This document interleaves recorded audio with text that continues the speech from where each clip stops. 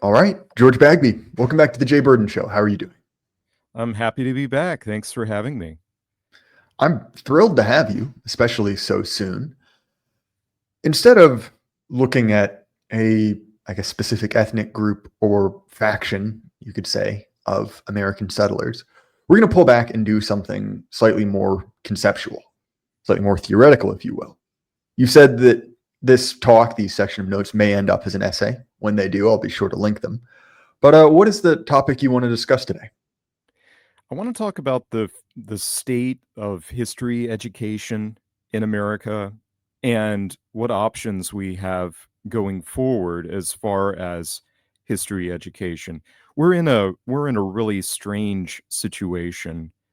We've seen the end of an era where there was a real sense of liberalism, in the sense that you could have some differing points of view, and we saw that kind of thing flourishing in a certain way, with certain parameters and the rest in the 60s. There still weren't um radical differences in points of view, but the communists were part of the conversation, and that was a major alternative.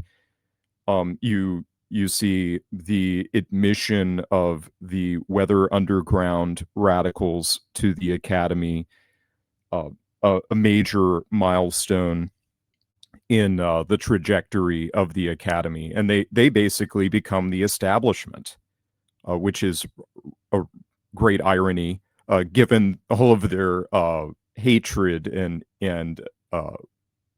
their careers against the establishment. They were very motivated by the fact that the American establishment had all sorts of authoritarian priors, basically, which that was a genuine criticism on their part. But that's one of the best recommendations we can make for that old system, in that there really were like traditional authoritarian sorts of voices in the academy back then. Um, so the old system, there there really there really were a number of dissenting voices in that system, both on the left and on the right, and they were permitted and tolerated in the academy.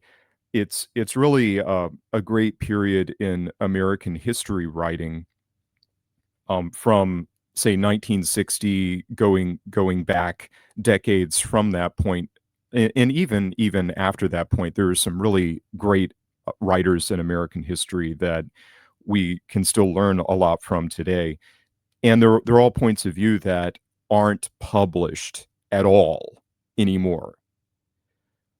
That's the end of uh, an older era in the American Academy, where they just weren't training anyone to take their place in those modes of telling historical stories. And so now we have this really dreadful uh, situation as far as what's being published about American history and such. The most popular piece of American history now is the Hamilton musical, which I refuse to acquaint myself with, just on a matter of principle. Uh, I'm so annoyed by the people who like it. Oh, yeah, I know well, more about. here's my take. Musical theater should be a capital crime. Just, you have to say across the board, it's gone too far.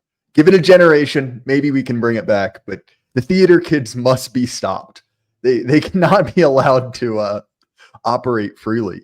And to your point, there's always there's always popular history. There's always sort of a cheap and easy version of it. But that has become so entwined with a subversive narrative about America and Americans relatively recently that it's almost like you have to throw it out root and branch to get any worthwhile history. You either have to find a book written before 1945 or a book written by someone who was educated before 1945. Okay, so you have a little bit extra. obviously exceptions to this rule. But when we saw a changeover of elite in the post-war era, it hit the academy perhaps earliest and sharpest. You had a changeover. There were new types of people with a new narrative to push about what it meant to be Americans, what it meant to even how to view yourself in relation to history. I think of even, do they call them the new historians, the new historicists? I can't remember which. The idea of, America as a propositional nation, that really what you're dealing with is the history of an idea that different groups have consented to. And look, you can say that, you can have that conservative take that idea is great and amazing and American, and that's what we care about. But even then, in the right side of that sandwich, there is deep subversion, let alone the kind of left-wing history, which is, you are deeply and horribly, irreparably sinful. Your ancestors were, monsters and rapists and, bandits. And either way, both sides of that sandwich, you're imbibing poison, either a quick or a slow acting one. But sorry, Bagby, got fired up. I'll throw it back to you. Indeed, I'm in full agreement with you. I'm dating a new era beginning in the academy and what was permissible to say in public about history or about policy at the fall of the Soviet Union. So in 1991, William F. Buckley tries to cancel Pat Buchanan for anti-Semitism charges. And also in 1991, the Soviet Union ceases to exist. So we see the coalescing of the Western establishment around what we're calling the neoconservative persuasion, which we can relate in certain respects to the modern right. Obviously, they're very influential, and they guide a lot of American policymaking. But we see at the exact same time, Francis Fukuyama publishes his famous book, The End of History, where he's saying the era of dialogue between the Western capitalist powers and the Eastern communist powers, it's over. The free market Republican capitalist system has won, and this is now a new golden age where there's not going to be conflict. And he calls that the end of history, which is really a radical take because it has a lot in common with Marxist idealism about the end of conflict after the last clash of the reactionary establishment with the communist avant-garde. The communists inevitably win this clash, and then that's the end of conflict, right? There isn't going to be war after that point. There are no more arguments or big ideas to encounter. It's a new golden age. And this is Fukuyama's take from the neoconservative perspective. And he is claiming this new age in politics. And we see that manifested in the academy, where now there are fewer points of view. Ironically, communism becomes mainstream in the same time. A neo-communist persuasion, a cultural communism, if you will. But we see the breakdown of that that form, that new establishment established in the early 90s, where we see real dissident thinkers on the right and public figures and journalists on the right, people like Pat Buchanan, who gets attacked by Donald Trump back in the 90s for his alleged anti-Semitism. And then we see people like Sam Francis, who loses all establishment patronage and has to go underground, and he has, a career in writing afterwards, but he has to become self-employed. He gets canceled. In our time, we're seeing the brittleness of these stories of that establishment, the universities are no place to have conversations about ideas. They are places to be educated in the pseudo religion establishment, the talking points that you need to have a job. And to the extent you ape those talking points, you find success in the university. It's not a place to make arguments at all. But we see in our time the brittleness of the establishment across the board.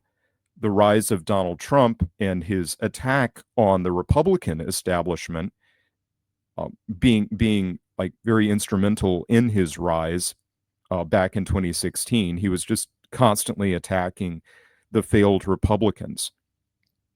But we see it on the left as well. So the left has had a centrist, moderate kind of voice. You see that even in Biden's campaign back in 2020, where he was saying, "Oh no, it's not gender radicalism that interests us. We just want everyone to feel comfortable." Right?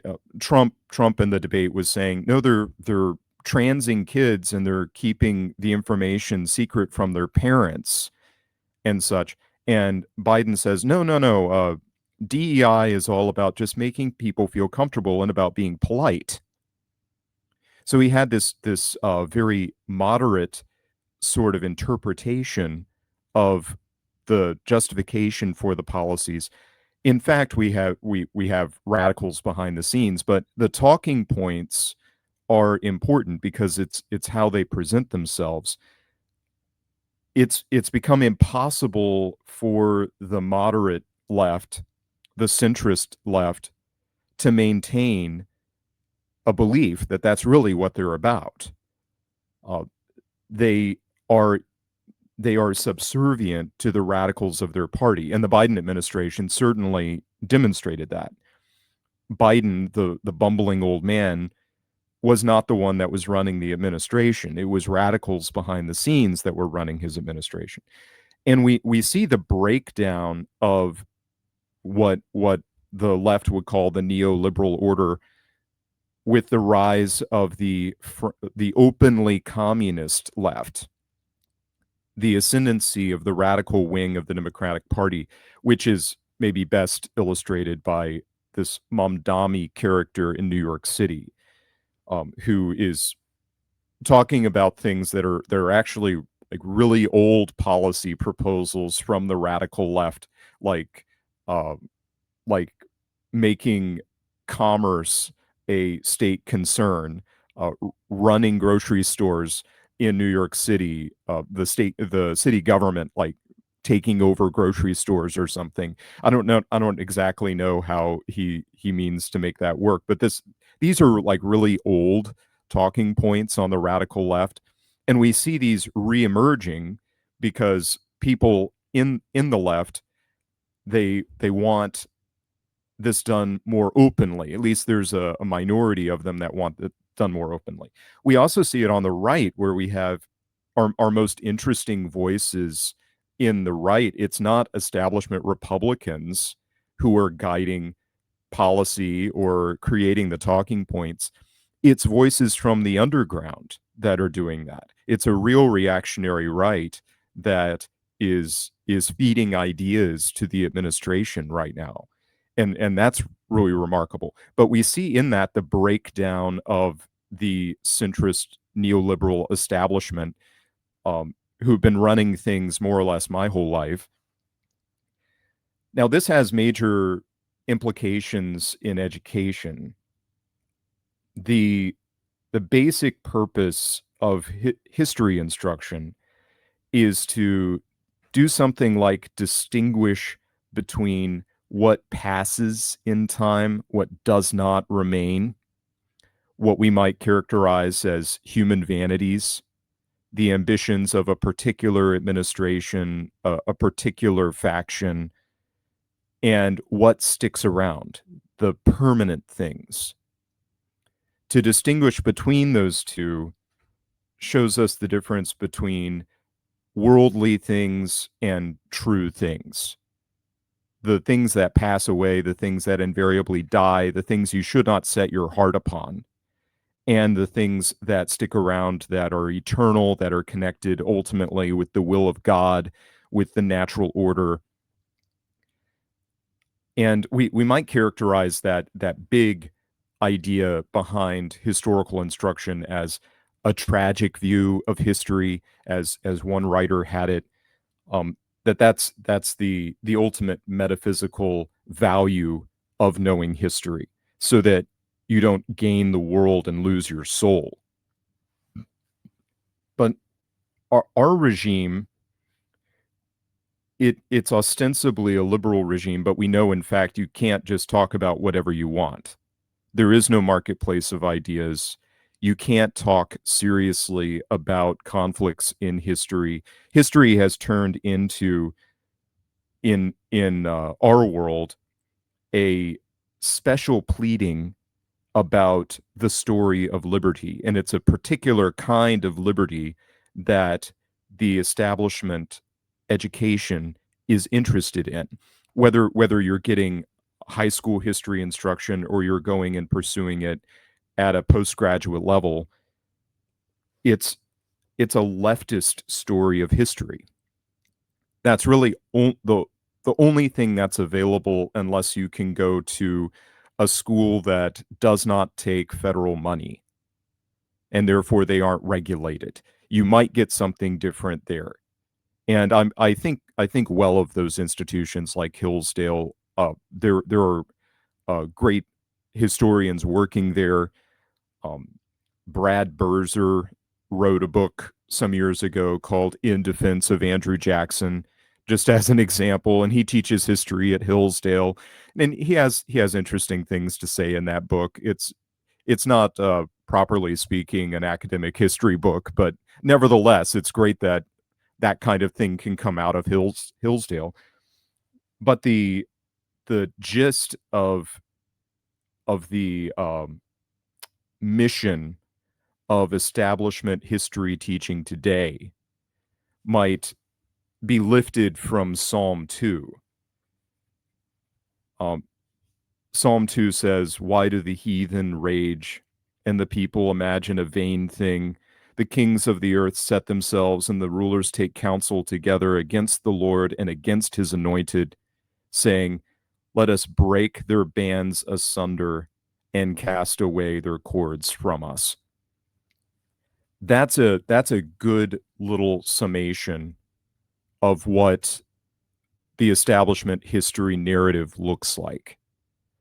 Recognizing limits, assuming that those are all the inventions of tyranny, and proposing to break all those limits down, whether it be the natural barriers between men and women, whether it be marriage customs, uh, whether it be private property and the rights of inheritance, uh, all of the inheritance of the old world is subject to attack. Everything that comes to us by way of religion is subject to attack. All of these things must be broken down. They're all condemned as tyrannies. And our rejoinder to that is the next verse in Psalm 2. He that sitteth in the heavens shall laugh, the Lord shall have them in derision. And then shall he speak unto them in his wrath and vex them in his sore displeasure. The rejoinder to this is that realities matter, that human nature is real, that history actually reveals something about the durable character of human beings, the things that don't change about human beings, the permanent and consistent desires and sources of happiness for human beings. Things like religion, things like property, things like family life, things like being able to marry and have children and raise them with some independence. Um, those are the things that endure. And we find that this constant harping on revolutionary desires, let us break their bands, let's cast away their cords from us, let's break down, let's deconstruct the inheritance of Western civilization. This becomes exhausting for everyone because it's ultimately destructive. There's nothing constructive going on there. The idea is maybe after everything is destroyed, we'll see the Marxist paradise. It's more or less the same argument we see in the Communist Manifesto. It's a angry railing against what is, and does not have a vision for what is to come. The regime that we live in had a two-track sort of preparation in history. There were the vast majority of people who took history classes, maybe they stop even with the high school instruction. They get a version of the story of liberty at one time in America that allowed for the values of the right, the values of common people in America and some of the elites. Things like private property, things like a metaphysical view of law, rather than just a pragmatic view. But then there was the professional track, and the professional track has been built on leftist affirmations. Even the characters that we see in recent American history writing were able to do the good work they did by making some of these leftist affirmations, by praising certain interpretations of the American Revolution and such. In our time, we've seen the growing radicalism of the establishment, and we've seen real work in history, constructive work in history, move underground entirely because it's not permitted in the academy anymore. It wasn't too long ago we had characters like Forrest McDonald and Russell Kirk who were welcomed in the academy, who would go in and publish books under university press auspices, who would have chairs of history, or be invited to give lectures at prestigious institutions. Those days are long gone, and now there is no encounter with unfamiliar or ideas that are unfamiliar to these leftist establishment concerns. A lot of this comes from our particularly American problem, in that we don't have a traditional heritage of the right in America as compared to Europe. Oh, sorry, Bagby. Can I interrupt? There's several things here that Absolutely. I think are interesting, which is that for normal people, the left had a carrot and stick deal, basically saying, like, why are we morally justified in upending society? And the positive is, well, look at all of these new things. Look at this explosion of culture, this new explosion in technology, and all of the things that we consider as adding to our quality of life, which I view as being separate from the liberal project, but the liberals are happy to take as their own. The other half of that is, as Joe Biden infamously said, they want to put y'all back in chains. The idea that the pre-existing world was incomparably horrible to whatever our current reality is. And that's dependent on, at the very least, an imperceptible decrease in quality of life, or ideally an increase. You think to your grandparents, you say, well, I lived better than them, your parents even. But the problem is, as that surplus has run out, as that sort of compounding increase to quality of life has slowed down and even reversed, that bribery is sort of running out. that ability to say, look at how much better you are, look at all the great things. And so it seems as if they've doubled down on one of two things, which is one, looking for wreckers. Who is preventing us from creating the city on a hill? Who is preventing us from arriving at this sort of new utopian, multicultural, Nordic socialist model? Throw whatever buzzwords you want to in a blender. That's part of it. And then another one is to double and triple down on the past was even worse than you realized. You didn't know it, but it wasn't just horribly racist, but every president you've ever heard of was a Jeffrey Dahmer type, a horrible, a violator of women. The idea that history becomes, and I guess it always is, like, even, you look at something like Virgil, it sort of justifies the regime. But modern history seems to exist as it may be bad now, but you have no idea how much worse it used to be. And particularly along the lines of, human rights or whatever. Sorry, I just wanted to get that out before the conversation moved on. Absolutely, and that's a major part of it. Disparaging historic experience. I hear it all the time. Folks say to me, "Oh, it was so terrible to live back then." I had a woman talking to me just recently. We were at a museum, and she was saying, I can't bear the thought of the way the women were living back then. If I could go and talk to them, I would tell them, stick with it, girls, women's lib is coming. And I was thinking, what a bizarre reaction. It's a very ideological kind of reaction, that everyone before a certain policy or a certain innovation were just intolerably oppressed and never knew what human life was like. They don't have any perspective to offer us about realities or the sacrifice made of love, or their success. They successfully establish a civilization in the howling wilderness of North America. I had a further conversation with her. I was really struck by her comment and kind of inflamed by it. And I said, "Oh yes, now that you have women's lib, you can hire some Guatemalans to do that household work for you." And she jumped right back at me.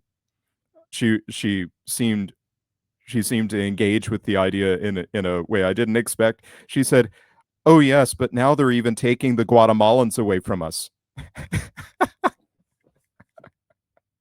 So she didn't see the irony at all, but back to my point. I don't want to go too far down this rabbit hole because this deserves its whole full hour. But part of the problem about talking about the left versus the right in America is that we start out in a rather disabled or impoverished condition politically, in that we don't have a European concept of the right. The right in the context of the French Revolution, where we get the term, the right refers to the king, the aristocracy who advocate for their traditional prerogatives, the established church.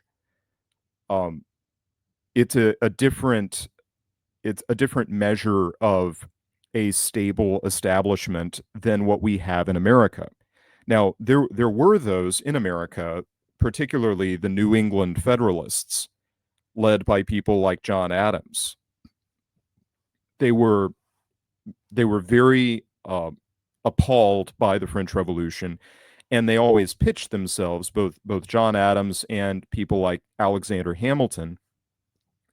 They talked about the natural aristocracy of America being the natural political class of America, and they were Thomas Jefferson and really the leftist Americans of the day, and we should identify Thomas Jefferson with the left. Thomas Jefferson was a big enthusiast for the French Revolution and such. And we can make disclaimers there. I do like Thomas Jefferson, just to be clear. I think there are lots of good points there, but it's a totally different context in America. But John Adams and Alexander Hamilton, they're very outspoken against the French Revolution. That is not their vision for American republicanism. And they want to set up a kind of mirror image establishment in America. Not to say they want an established church, though New England does have the established church in the form of the Congregationalists. This is one of the reasons why the Jeffersonians are always claiming that Adams and Hamilton are secretly monarchists. It's because of their rightist priors. But the Federalists fail, and the whole thing falls apart in 1814 with the Hartford Convention and the stance of the New England states in the War of 1812. So we have a different framework for our political vocabulary for America. We have a leftist framework and leftist rhetoric. It is we have the slogan of democracy, we have the slogan of liberty, and this is historically it's been a source of strength for the leftist talking points, which I distilled as let's break their bands asunder and cast their cords from us. We have not had a stable aristocracy. It's been displaced a few times in our history. We have no king. We have an elective president who kind of stands in for one, and so we measure our political regimes by these different presidencies. We have no established church. These are all connected to the definition of the right in the political spectrum in Europe. Roger Scruton connects these things to the right. In Scruton's political dictionary, which is a fun book, though it's a reference book, I think it makes for enjoyable reading. You can learn a lot from it. He says the definition of the right, it's based in several different things that are sometimes in conflict with one another. Things like conservative and authoritarian doctrines about civil society, an emphasis on custom, tradition, and allegiance of social bonds. He says it's made of doctrines of political obligation framed by obedience, legitimacy, piety, and things like hereditary principle, prescriptive rights, private property, and a belief in human imperfectibility. These are principles of order, ultimately, whereas, as Curtis Yarvin has taught us in his valuable lessons on the subject, the left has historically represented anarchy, breaking things down, deconstructing things. Now, I think the bright spot in the story of American history are the regional cultures where there were norms, where there were established modes of religious faith, especially in particularly religious parts of the country. The South being the most famous region, what we call colloquially the Bible Belt, where Christian doctrine is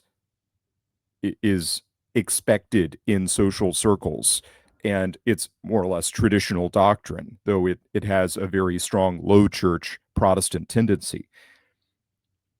The regional cultures are a bright spot in America. You see an awful lot more stability as far as the economics of the region. There are traditions there. There's an establishment there. There are certain political concerns that have durability. There are political parties that have a stable base in the area. Now, this does change through the course of history, but there is still a lot of stability there. There's so much more stability on the regional level than there is on the national level.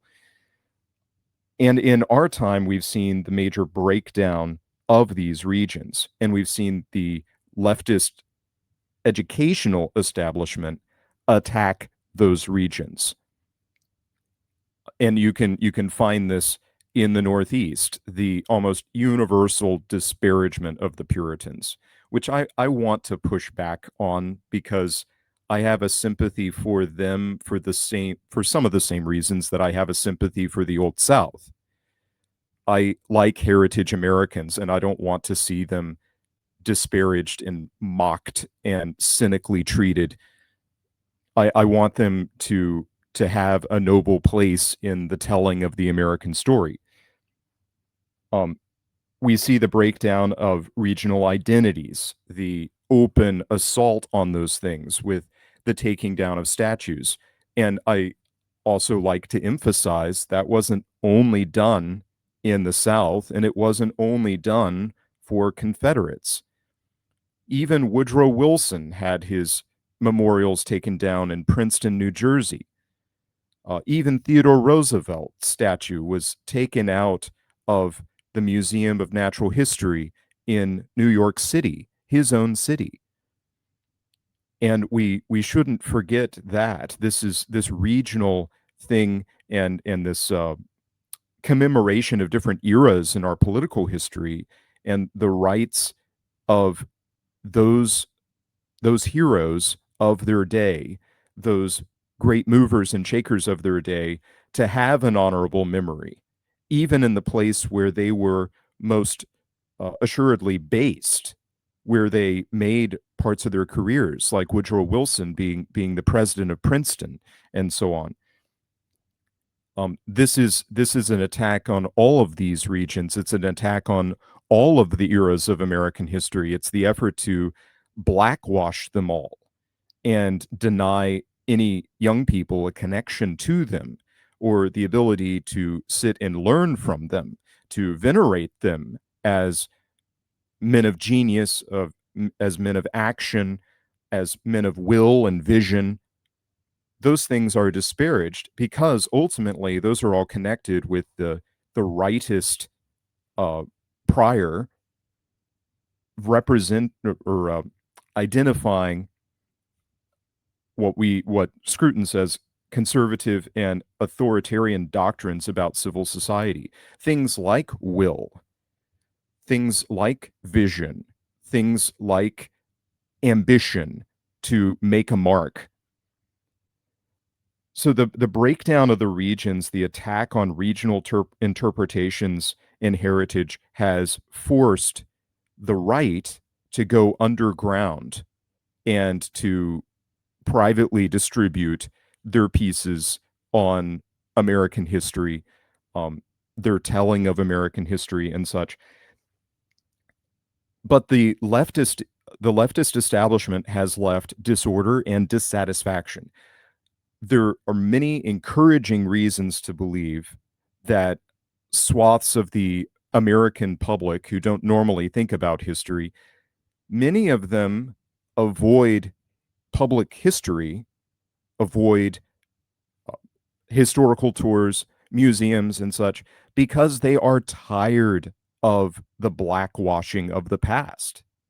They're tired of hearing nothing but stories of obscure rebels, revolutionaries, and subversives who did not typically have any say officially in politics, who typically did not even write anything down, as we see with the case of Harriet Tubman, who is this very weird figure to elevate as a great American leader.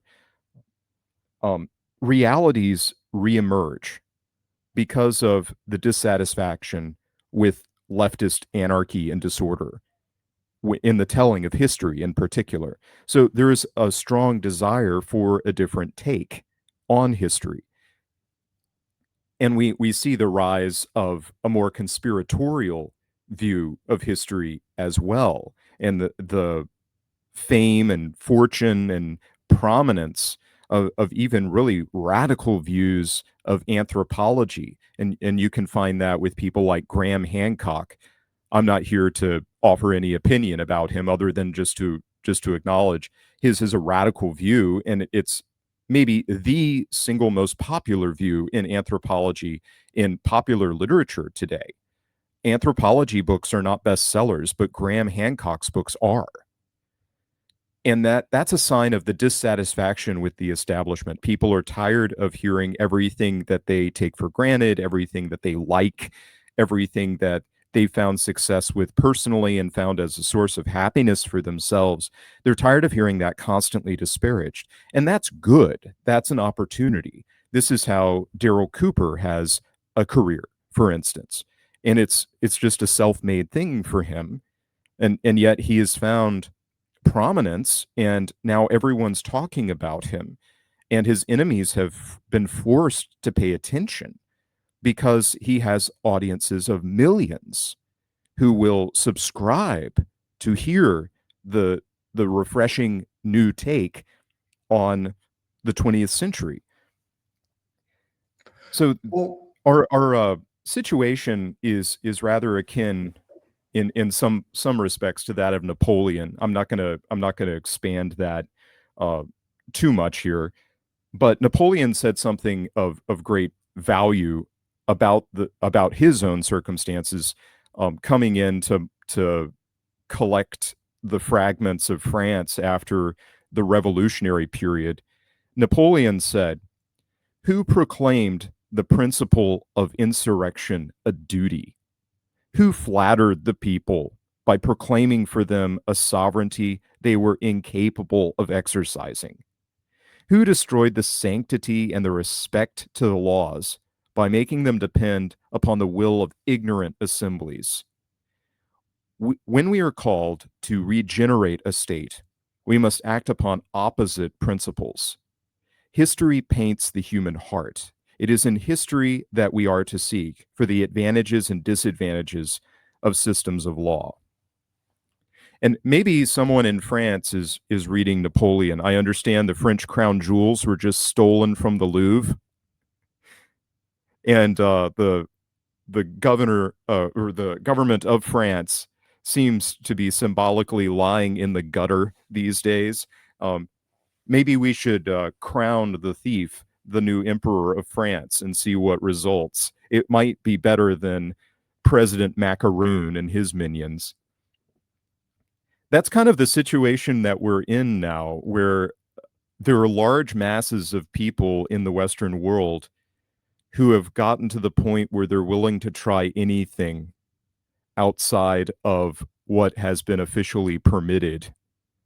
And that is a really dangerous situation. I don't celebrate that state of things. This is why it's a popular thing to discuss whether or not the moon landings actually happened, or whether or not like most of history is a conspiratorial lie. Like the myth, is it Tartaria? Is that what it's called? The idea that our span of history, they actually did not build the monumental buildings in our cities. That was an ancient civilization that we have no connection to. A very conspiratorial view of history. as America changes, there's an argument to be made that the average American has no connection to our buildings. Maybe a discussion for another time. But Bagby, there's something as well. I think you mentioned that people feel affronted, honestly, at the way that they and their ancestors are spoken about at any sort of historical site. And there's something to that. You've been to Monticello, I assume. That's one of the worst ones. But again, you see what they've done to the Stonewall Jackson statue from Charlottesville.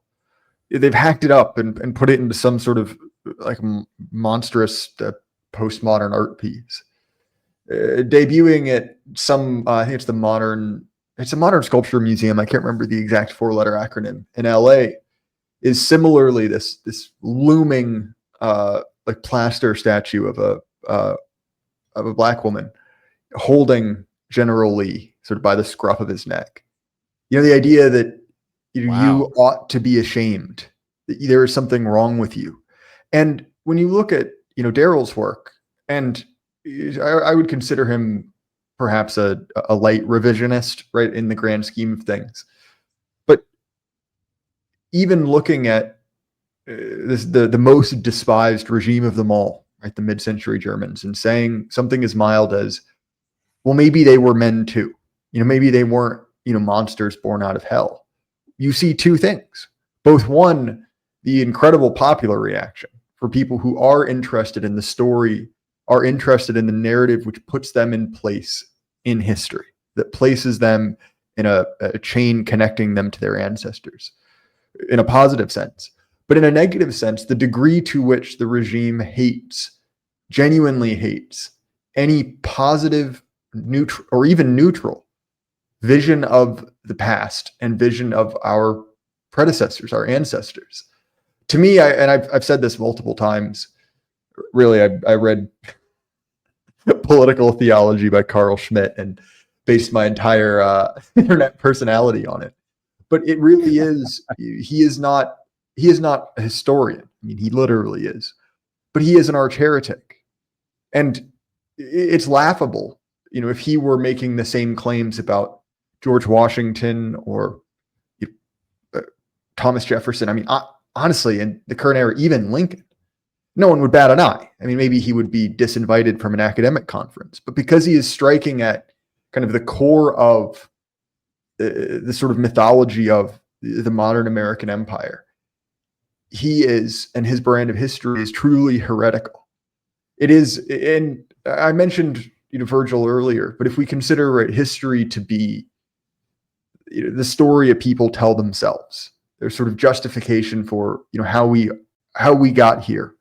Why are we a society that ought to be preserved from both an internal and external perspective?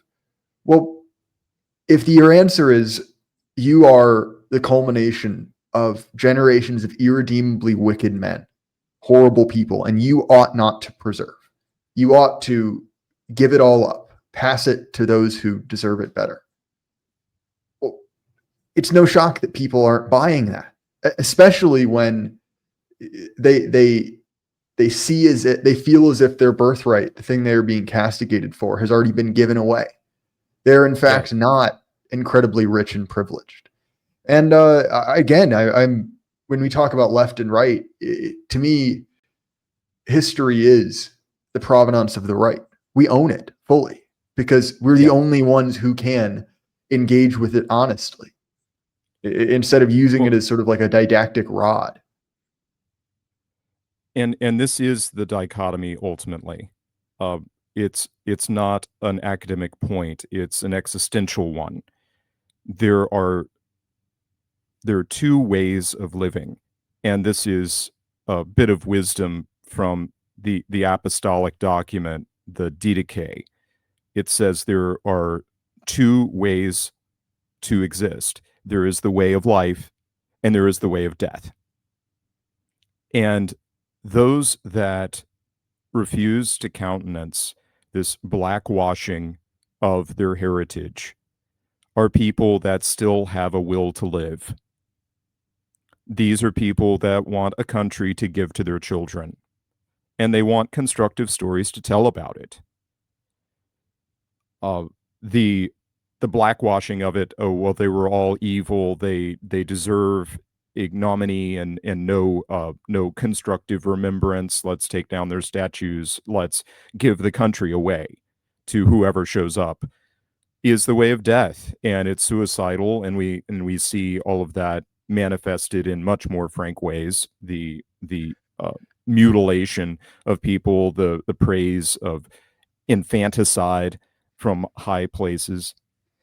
But the result of that attack is a absolutely intolerable and absurd state of the teaching of history and the public telling of history. I've spent some time this year at Plymouth, Massachusetts, and I've been to the Pilgrim Hall Museum. The most interesting encounter that I had was at the Plymouth Plantation, which is kind of a living history museum. It's kind of like Colonial Williamsburg, and the colonial side of it was great. They'd recently added onto it and made a Native American village alongside the colonial village. And the Native American village was absolutely absurd. The displays and such, the recreated artifacts, the wigwam and everything, that was all fun, and I thought it was well done. The people there to interpret the Native Americans, I heard the most absurd things I'd ever heard in my life. I had a young black woman tell me that the Wampanoags would frequently live well past 100, and they lived to be 7 feet tall, and that they never experienced famine, and that they were not warlike. In fact, they were matriarchal, which is a really weird way to describe people who were literally governed by warlords who engaged in generational warfare against their traditional enemies. Um, it was absolutely absurd, and I talked with some people while I was there about it, and I said, well, I guess you can't have actual reenactors here like you can in the Plymouth portion, where you have actors that are actually play acting real people who came over on the Mayflower, and they're talking about their relations and their beliefs and their lives and things. And we can know a lot about that because they left a lot behind. They left their own accounts behind, and so we know how they talked, and we know what their opinions are and things like that. We don't have anything from the Wampanoags because none of them wrote anything down, so you can't have reenactors there. But as far as them like living past 100 and such, there's no reason to believe such things, and it's laughable just on its face. We see a intolerable confusion in the telling of history. I have people ask me in other contexts about the Hindu heritage of an American city, which is utterly preposterous, and I try to gently respond. Well, there hasn't been one until very recently, right?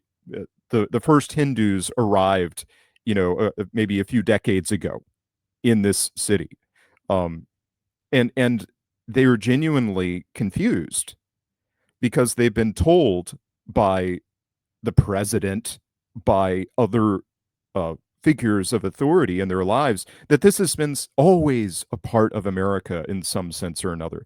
Or they'll be told about the Islamic heritage of America, which is just utterly preposterous. There is no Islamic heritage of America. Um, we've got the curiosity of the Nation of Islam, which is kind of a homegrown thing, but beside that, it's utterly preposterous. And anyone that thinks Sort of a different type. yes, decidedly a different type of Islam, if you could call it Islam at all. But the lionization of characters like Eleanor Roosevelt, it, proposing to put her on the currency or to do the same with Harriet Tubman, the utterly ridiculous things that just can't stand up to scrutiny. I've heard for many, many years, maybe because it's one of the great copes of leftist white Americans. I've heard utterly preposterous things said about the Underground Railroad.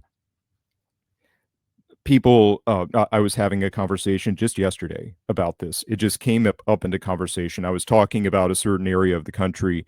I was pointing out attractions, things I'd like to see there, and my dinner companion says, "Oh, there is so much to commemorate the Underground Railroad, like the tunnels and the escape hatches." which is utterly preposterous. People hear Underground Railroad and not knowing anything about it, they assume one, that it was underground, and one, that it involved a locomotive. And it's such a shallow impression of what you could actually encounter in history. Anyone that gets information about these things is very dissatisfied with the state of things, and so they pursue alternative means to learn about them. And this is part of the weird situation that we're in, that it's really hard to find a an accredited source unless you go back in history, because there's not much going on now except in the underground scene. There's a lot of great stuff going on in the underground history scene on the right, and you should seek it out and dedicate some time to it. There's plenty of audio, for instance. Hopefully, there'll be more written in the future. But this is why we have some of our friends, some of the people I've learned a lot from, like Dave the Distributist, who recently said on Aaron McIntyre's show, we need to let the universities burn. That it's not something we can reasonably hope to take back over. That there's no fixing what's gone wrong with them. And that the answer to our predicament is parallel institutions. But we've got a big problem moving forward. I'm very optimistic about appealing to homeschoolers, because that really is the Wild West. You can do whatever you want with homeschooling, and you can find audiences there. Not everyone's going to be excited about what you're pitching. There are plenty of leftists in homeschooling. There are Muslims in homeschooling. There's all kinds of interesting factions that are interested in homeschooling these days. But there are any number of niches, and you can find your group that you can pitch things to. The reason it is this way is because there's no regulation of homeschooling, or at least there's large areas of the country where there is no regulation. And that's an opportunity, because that is a place for constructive liberty. There are still no incentives for private schools to hire dissidents, and there's no reason I can see for a dissident to seek employment in a private school. Why settle yourself somewhere? Why cultivate relationships of respect and trust when they will still turn on you, when they will still cancel you, when they will still turn to you like one of my administrators did when I was being dismissed? I mentioned my wife was pregnant, and the administrator said, "Yes, we thought of that." Very cold ends of old relationships, and all the uprooting that takes place in consequence of that, having to sell your house, having to move across the country, having to change careers, and all the rest. Anyone that has ambitions even to go into a private school, public schools seem to me completely irreparable. Um, Private schools should be a place where we have some organization and some protection. But until we have real establishment institutions that we can be totally assured will protect their dissidents, I don't see any reason to participate in them. We've basically been ghettoized, and this has been the situation now for a little while. It's become more and more obvious, our ghetto status, and it's become obvious that having a pseudonym is no protection ultimately from your enemies. You have such dedicated enemies who still wield so much power. I guess if they can't cancel you, they might try assassinating you or something. Um, you see some sources of constructive innovation going on the sidelines. I've got some connections with the fellow called Arval on YouTube and elsewhere, who has an ambition to set up a non-accredited kind of academy and teach math and Greek and philosophy and some such things. And I think that that's a very valuable sort of thing. I'm always encouraged to hear about that kind of activity. Um, I'm I'm intending to do a lot more in the realm of homeschool curriculum, and I hope that I can find another part of my career at homeschool conventions, pitching curriculum and pitching the books that I've published, which were meant for that purpose. I'm republishing a big series called The Chronicles of America, and they were originally published for high school history students and for undergraduates at college. And I want to pitch those things. That's an old establishment history, but it's from the 20s. You know, it's back before World War One. It's back before these sacred tales strangled all discussion out of historical dialogue. And they are constructive and they have a lot to offer. They're very refreshing to read. So there's liberty in homeschooling. I'm not I'm not at all encouraged by the desires of the American middle class as regards education. They want accreditation because they want respect outside of their own private circles. Accreditation is a means to that, which is why private schools are accredited and also why private schools are still so likely to cancel dissident faculty. If they find out what you believe privately, it doesn't matter so much really even what you said publicly.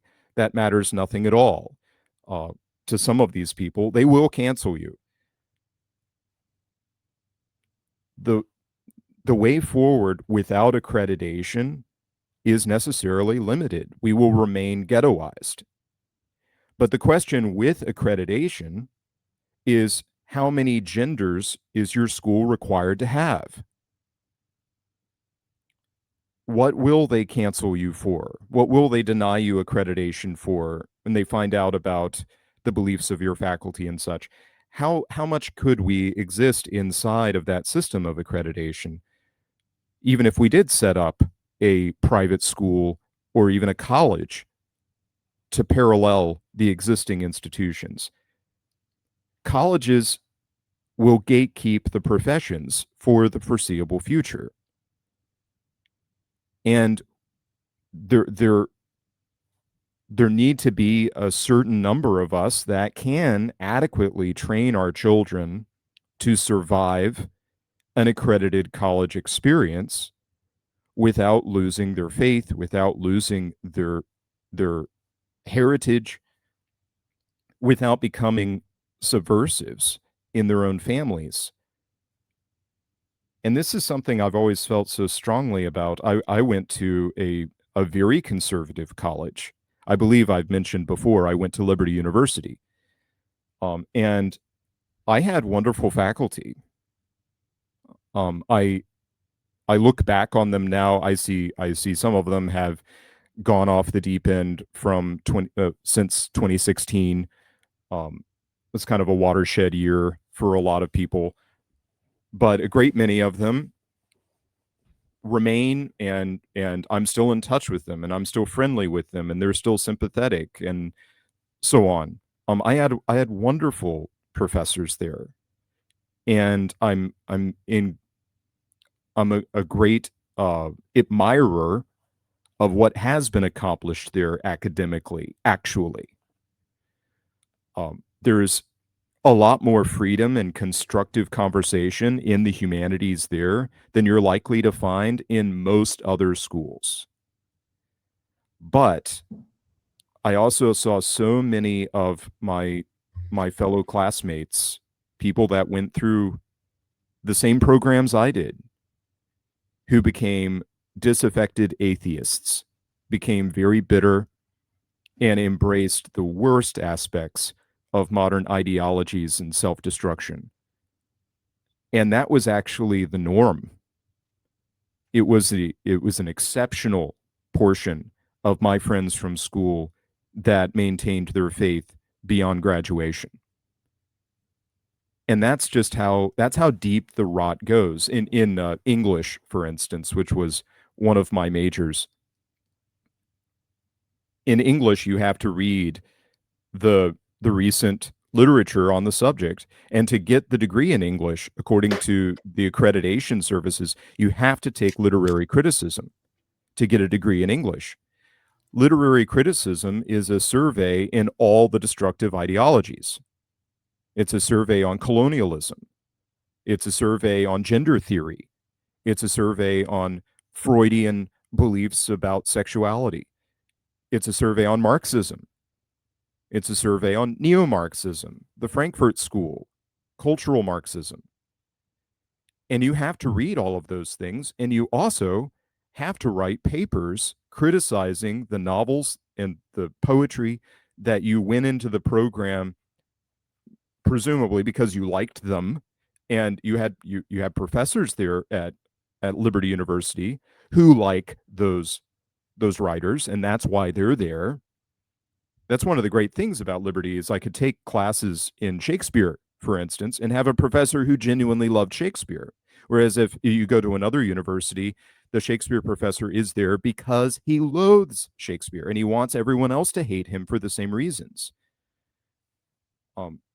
But with things like critical theory, which is a required course in an English class, this is one of the reasons why English as a major is so heavy with radical leftists. You find someone with an English major, you typically can trace their political beliefs there.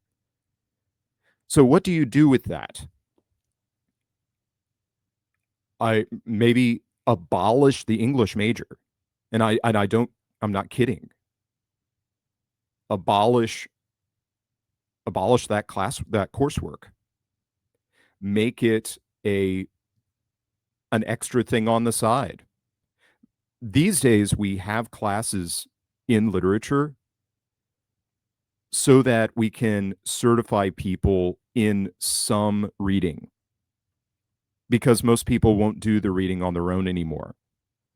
So you require a Western literature survey and employ some literature English faculty so that you can require that the undergraduates learn how to write, so that you can require that the undergraduates have read a Shakespeare sonnet at some point in their academic career, so that you aren't embarrassed with your result of a totally illiterate college graduate.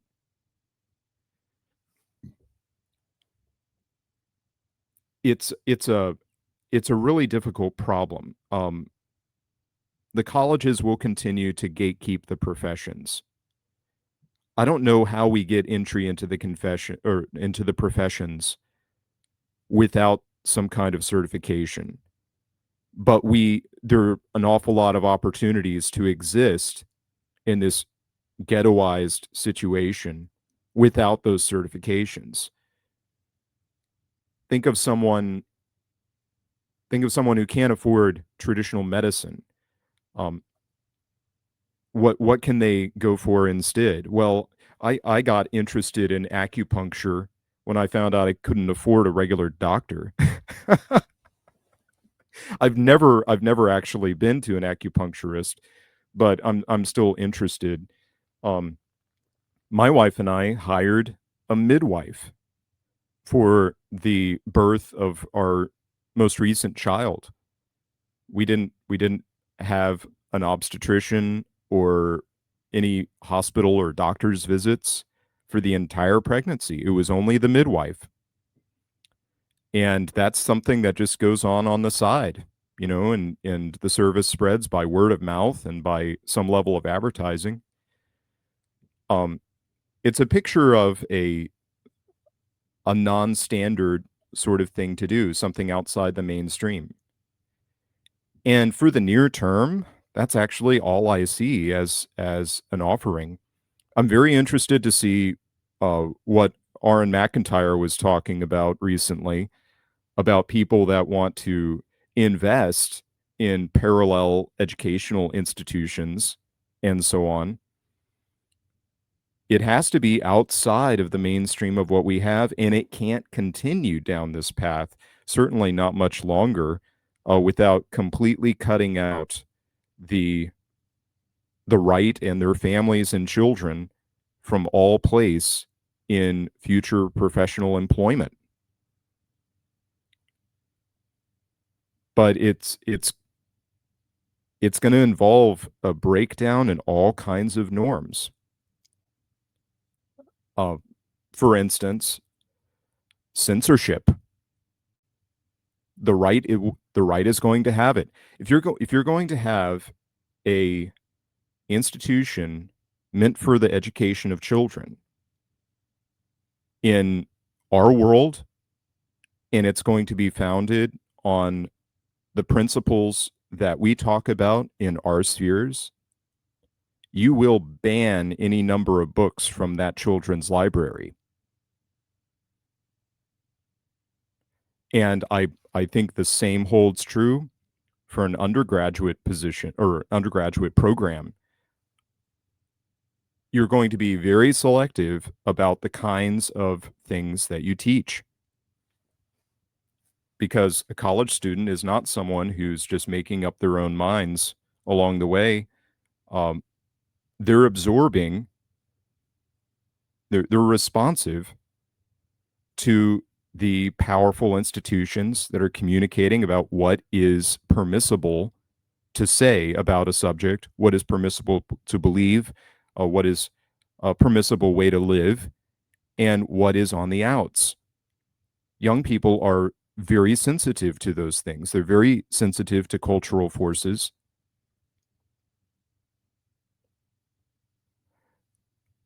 I think that boarding schools, strict isolation from electric media, selective libraries, and very old subject matter, things like training in the natural sciences, mathematics, and classical languages, very old things. Like go back 200 years and see what the offerings are at institutions such as that. That seems to be an excellent place to start. For one, you need not invent any textbooks for it. They're already there, sitting disused. But the vision really is very radical as far as education is concerned. And I don't know how we would get acceptance in the mainstream, even if we did pull it off. Those would be people to serve our own communities, at least initially. And it ought to be that they have great success and sterling reputation for excellence, which would get them greater patronage from outside of our communities and win them fame. But it's going to take a while to set up parallel institutions of those kinds.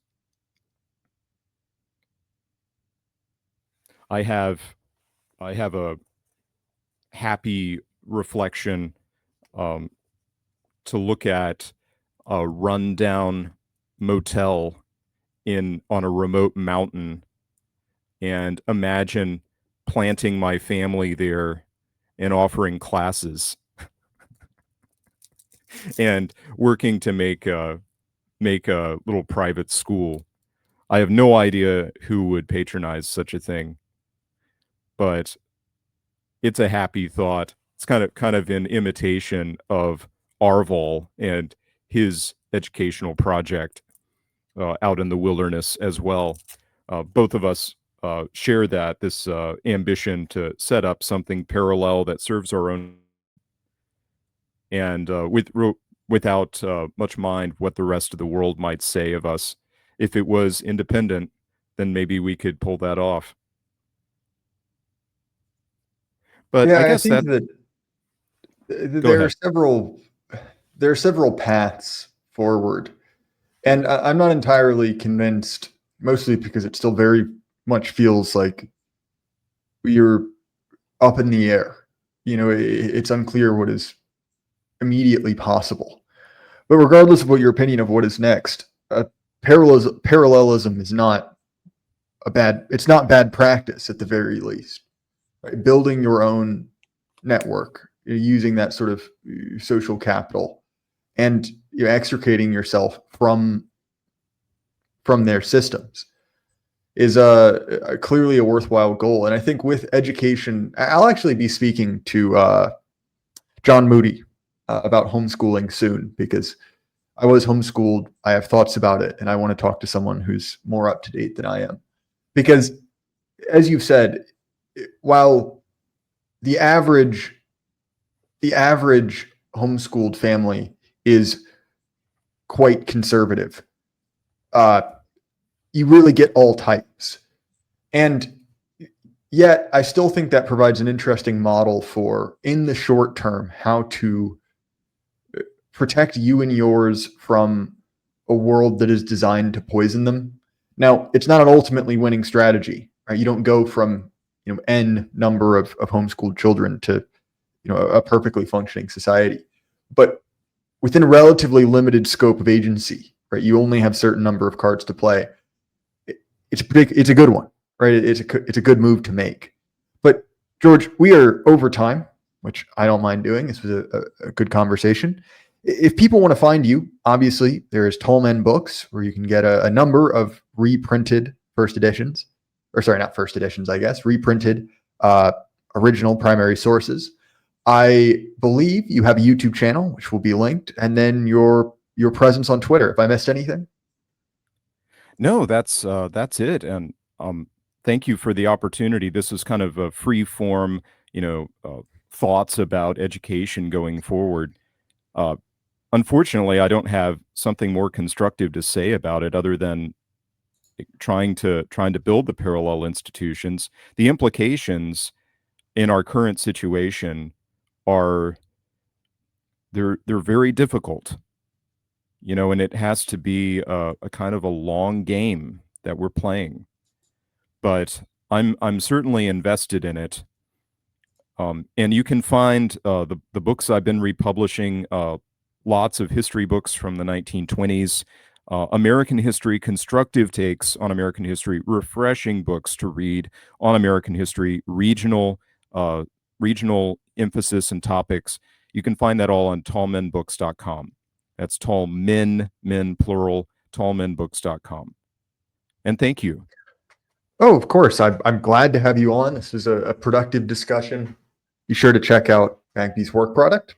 As far as my stuff, Jay Burden Show, Apple, Spotify, YouTube. This is what I do now. It's my full-time job. And if you'd like to support me, you can do so by heading over to Nope, I got it mixed up. Don't head over to Subscribestar. That's defunct. To Substack, Gumroad, or Patreon. I did the original order of the four so many times that I can't stop saying it. Head over there, throw me a few bucks, and you'll get the episodes early and ad-free. I really appreciate it. Not only does it, you get to opt out of the irritating ads, but you put food on my table. I appreciate that. Or if you want to support us more directly, Axios Remote Fitness Coaching. JD has been the longest running supporter of the Jay Burden Show when I was a even smaller micro internet podcaster. So I really appreciate him. Support the guys who support us. Again, Bagby, I appreciate your time, and everyone at home, keep your head up. Life can't last forever. Good night.